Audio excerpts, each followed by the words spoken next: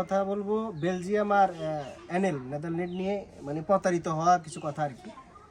তো আমাকে অনেকে মানে কালকে একজনে বললো যে ভাই এটা বেলজিয়াম লেখা আছে, অরিজিনাল বেলজিয়াম কিনা। তো বাংলাদেশে এগুলো ভাই সম্ভব, অ্যাভেলেবেল বেলজিয়ামের নেদারল্যান্ডের ট্যাগ অ্যাভেলেবেল পাবেন, কিন্তু কথা হচ্ছে পেপারস পাবেন না। যখন একটা কবুতর কিনবেন, নর্মালি বেলজিয়ামের ইম্পোর্ট করা একটা কবুতর সর্বনিম্ন যদি একটু ভালো মানের কবুতর কিনতে যান আপনার প্রায় 1000 ইউরো, বাংলাদেশে কনভার্ট করলে প্রায় 1,20,000 বা 22,000 টাকার মতো পড়ে। তো সেই কবুতর আপনি অনলাইনে অ্যাভেলেবেল পাবেন আপনার 5,000-7,000 টাকা। বলবেও যে ভাই এটা আমি এত দাম দিয়ে কিনা ছিল, এখন বাচ্চা কাচ্চা নিছি, এখন এটা এত দিয়ে বিক্রি করবো। আসলে অরিজিনাল রেসার বেলজিয়ামের ইম্পোর্ট করা কখনোই আপনার 5,000 টাকা বিক্রি হয় না, 10,000 টাকা বিক্রি হয় না।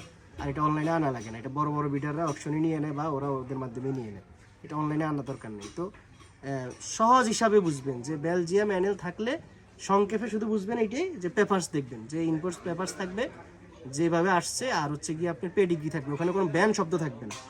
ওইটা আপনার ইউরোপের সব ইংলিশে লেখা থাকবে, কোনো বাংলাদেশের ব্যান কোনো উল্লেখ থাকবে না, যেহেতু এটা সরাসরি আপনার বেলজিয়াম থেকে বা নেদারল্যান্ড থেকে আসছে, যদি পোল্যান্ড থেকেও আসে আর কি। তো এটা মনে রাখবেন সবসময় যে প্রতারিত হবেন না। এটা অ্যাভেলেবেল চলতেছে এখন, মানে যারা নতুন তারা তো কিছুই বুঝে না, বেলজিয়াম লেখা দেখলে মনে করে যে ভাই পাইছি আর পাবো, এটা এত সস্তা দরে একটা পাইছি, সে অনেক খুশি হয়ে যায়। কিন্তু আসলে পরবর্তীতে যখন সে বুঝে যে এটা 2 নম্বর একটা কবুতর পড়ছে, তো এগুলো মানুষের সাথে করিয়েন না। যারা বিক্রি করতেছেন এটা বলেই বিক্রি করবেন। তো 2 টাকা লাভের জন্য আপনারা বিক্রি করতেছেন, যার কাছে বিক্রি করতেছেন সে তো প্রতারিত হচ্ছে। সে হয়তো বা 18 কোটি মানুষের ভিতরে আপনাকে কিছু বলতে পারতেছে না, কিন্তু আপনাকে তো মরার আগ পর্যন্ত সে অভিশাপ দিবে। এটাই বাস্তবতা, মানুষের ইমোশন নিয়ে খেলার দরকার নেই। বেলজিয়াম অরিজিনাল যেটা সেটা অরিজিনালে, যেটা 2 নম্বর সেটা 2 নম্বরে। তো 2 নম্বর বেলজিয়ামরে কখনো 1 নম্বর বলবেন না।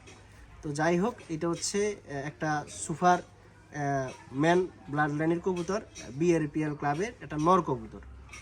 তো অরিজিনাল কবুতরের কিছু না কিছু বৈশিষ্ট্য আমি বলছি, আমার আগে একটা ভিডিও ছিল, যেটা আপনি অনায়াসে ধরতে পারবেন। যেমন এটা দেখেন, এটা রেস করা একটা কবুতর, এটার পায়ে আপনার এই যে রিং আছে, এই যে বিআরপিএল ক্লাবের রিং আছে, এই যে লেখা আছে, এই তারপরে দিয়ে আপনার এই যে চিপরিং আছে। এটা যে সে রেস করছে, এটা 16টা রেস করছে, 16টা রেসের ভিতরে ওর 5টা রেজাল্ট, এই যে চিপরিং লাগানো আছে। তো এর পেডিগ্রিও আছে, পেডিগ্রির ভিতরে রেজাল্ট শিট উল্লেখ থাকবে, রেস শিট উল্লেখ থাকবে, সে কয়টা রেস করছে, 16টা রেস সেটা উল্লেখ থাকবে, কোন ক্লাব থেকে কার কবুতর, ব্রিডারের নাম সহকারে। অরিজিনাল রেসার খুব সহজে আপনি বুঝতে পারবেন। এখন এই আধুনিক যুগে আইসো যদি আপনারা সস্তায় বস্তা করতে যান, যে মানে সস্তায় পাইলাম মনে হলো এটি অরিজিনাল, অ্যাভেলেবেল পাইবেন, বলতেছে যে আপনার 500 কিলো থেকে আসবে, 400 কিলো থেকে আসবে, কিন্তু আপনি নিলেন, নিয়ে বেবিগুলো ছাড়লেন 50 কিলো থেকে 40 কিলো থেকে বা 20 কিলো থেকে হারাই গেল। কারণ ওর ক্যাপাসিটি হচ্ছে 20 কিলো থেকে আসার, ও কখনো 200 কিলো থেকে আসতে পারবে না, 500 কিলো থেকে আসতে পারবে না। তো যাই হোক, সবাই ভালো লাইনের কবুতর নেওয়ার চেষ্টা করবেন, এই রেসার কবুতর নেওয়ার চেষ্টা করুন অরিজিনাল।